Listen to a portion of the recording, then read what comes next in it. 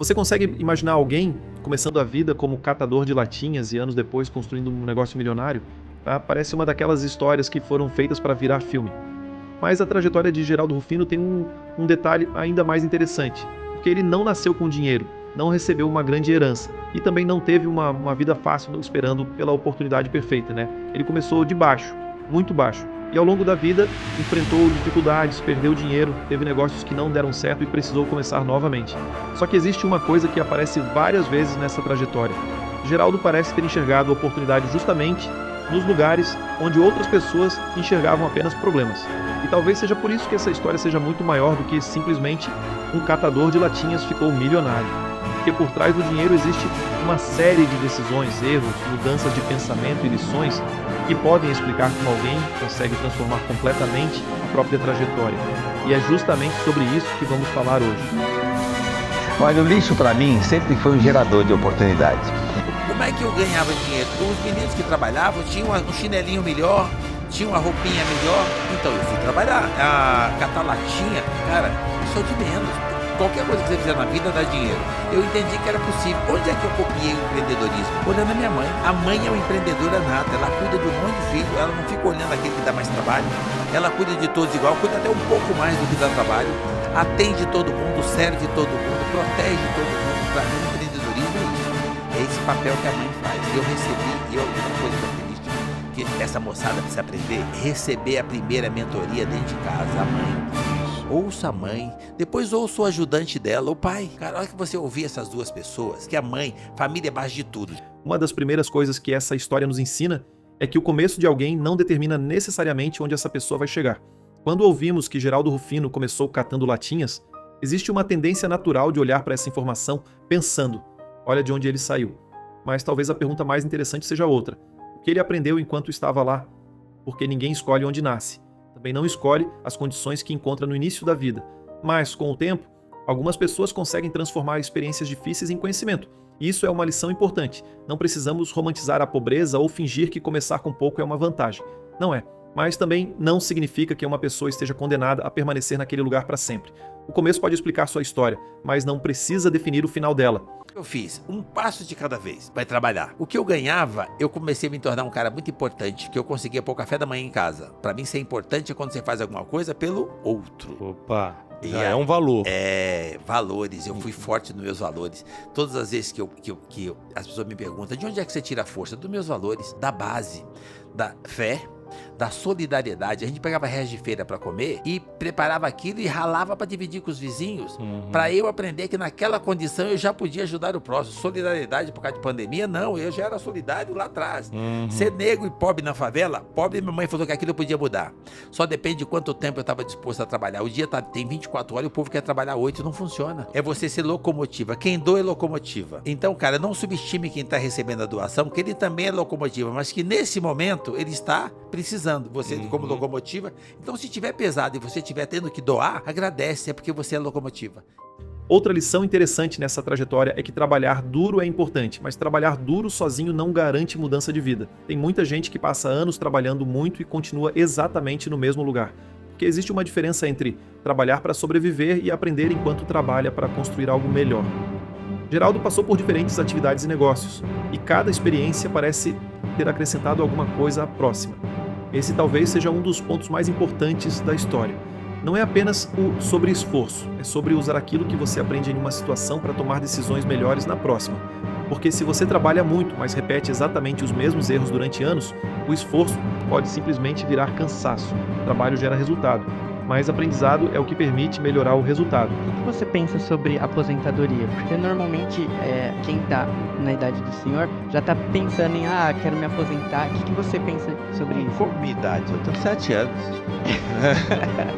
É que você está considerando a cronológica, eu considero a mental. Eu mentalmente tenho 7 anos. É a minha melhor versão. Quando eu era mais feliz, eu tinha mãe, a minha vida era equilibrada, não tinha duplicata para pagar. Era tranquilo. Então eu carrego isso comigo a 7 chaves. Então, na realidade, aposentar, para mim, é uma coisa que fizeram no papel e quem fez deve ter feito por algum motivo naquela ocasião, naquela situação, e muito voltado para essa coisa do serviço público e tal. Precisa ter leis para regulamentar isso. Mas qualquer empreendedor que se aposenta, ele dá um passo para trás. Quando eu falo passo para trás, ele reduziu o tempo de vida dele. Ah, sim. Porque trabalhar é vida.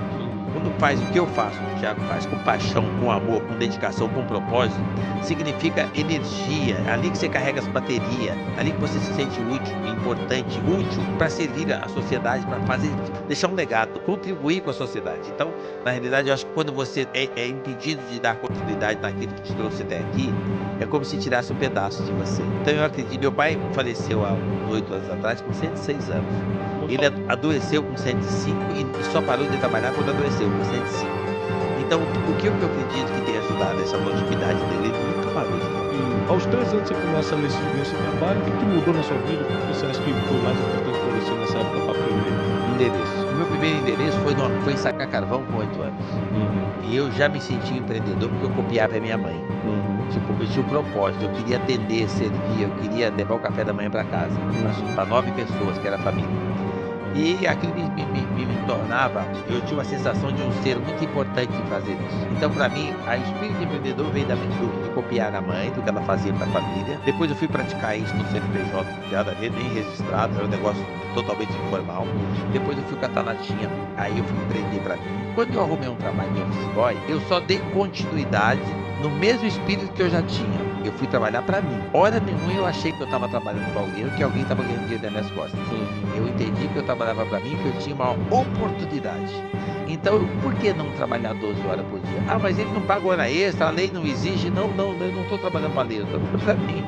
E eu comecei a me dedicar nesse lugar. Alguém percebeu, e era uma comunidade judaica, alguém percebeu e me deu mais trabalho. Eu executei aquilo com orgulho danado, entendendo que se estavam me dando mais trabalho, é porque confiavam em mim. Então eu fiz mais e me deram mais trabalho. Mas na terceira vez que me deram mais trabalho, me deixaram um espaço para eu conseguir ter até mais, mas eu tinha que buscar, deixavam eu ganhar. E lá eu comecei uma carreira empreendedora no CNPJ que não era meu. Lá eu nunca quebrei, eu quebrei 6 vezes, mas lá não. Lá eu só cresci porque eu não tinha passivo, eu só tinha ativo. Eu copiava, pegava a mentoria do chefe, do supervisor, do gerente, do patrão. Eu fui pegando mentoria, gente, eu ficava copiando o que eles faziam e eu nunca me considerei menos inteligente. Então eu copiava, repetia, não reinventava a roda não. Eu fazia exatamente o que eles faziam do meu jeito. Trazia para minha realidade, dentro da minha possibilidade e fazia aquilo que eu via dando certo, como eu via na favela. Então na realidade, quando eu comecei a trabalhar nessa empresa com 13 anos, eu só trouxe os ensinamentos do que eu copiava lá atrás. Existe uma característica muito marcante na trajetória de Geraldo Rufino, a capacidade de enxergar valor onde outras pessoas enxergavam descarte, e isso vai muito além de latinhas ou peças de carros. É uma forma de pensar. 2 pessoas podem olhar exatamente para a mesma coisa e enxergar coisas completamente diferentes. Uma vê um problema, outra vê uma oportunidade. Uma vê algo sem utilidade, outra pensa: como isso poderia ser aproveitado? Essa capacidade de enxergar possibilidades é uma habilidade extremamente valiosa, porque oportunidades nem sempre aparecem com uma placa dizendo: essa é a sua grande chance. Às vezes elas aparecem disfarçadas de problema, de dificuldade, de algo que ninguém mais quer. E talvez o diferencial esteja justamente em perguntar: existe alguma coisa aqui que eu ainda não estou enxergando? Na verdade, eu só vim copiando. Quando eu arrumei esse trabalho com 13 anos, eu só repeti os meus valores. E eles, quando você tem valores que você aprende na base, se você aceitar ouvir, ele funciona em qualquer lugar. Eu tive a oportunidade de abrir meu primeiro negócio sendo solidário. Eu já estava empregado, já tinha um bom salário, eu trabalhava muito, mas era compensável. Ou seja, eu buscava. E eu sempre guardei um pedacinho. E eu queria ajudar minha família. O meu primeiro negócio foi comprar uma Kombi junto com meu irmão para que a gente pudesse transportar. E nós começamos dali uma transportadora uma transportadora informal, compramos uma segunda Kombi e assim sucessivamente, mas tudo. E aqui aparece uma das partes mais interessantes dessa trajetória. Geraldo também errou, teve negócios que não funcionaram, perdeu dinheiro, precisou recomeçar. E isso quebra um pouco aquela imagem romantizada do empreendedor que parece acertar tudo desde o primeiro dia. Na vida real, quase nunca funciona assim. O problema não é cometer um erro. O problema é permitir que um erro determine toda a sua vida, porque existem 2 maneiras de olhar para uma derrota. Eu tentei e não deu certo. Ou eu descobri uma maneira que não funciona. A situação é a mesma, a interpretação é completamente diferente. E talvez uma das maiores lições dessa história seja justamente essa. Um fracasso pode ser um ponto final ou pode ser uma aula, depende do que você faz depois dele. Quebra ou não, eu acho que só quebra quem perde os valores. Eu nunca perdi meus valores. Então, quando você fala assim, mas você quebrou 6 vezes. Não, eu nunca fali, eu nunca fracassei. Eu fiquei sem dinheiro. É a única coisa que você recupera e não deixa sequela. Você não pode ficar sem moral, sem credibilidade, sem deixar de olhar no olho das pessoas e não fugir do problema. Porque o problema, nós somos criadores, geradores de problema. O problema vem porque você criou. As pessoas estão terceirizando, achando que o problema não é dela. É do governo, é da pandemia, é do dólar, é da crise, é da família, é do sócio. Não, o problema é seu. A hora que você assume o problema, ele fica menor que você. Então, na realidade, você é um gerador de problema. Quando você encara o problema, você passa a ter controle da situação. Então, na realidade, os problemas que venham, isso significa que você está vivo. Então, mas e o Covid-19? Eu falo, e o Cugum Vida 23? Você está aqui. Então, assim, o que você precisa amanhã? Está aqui de novo.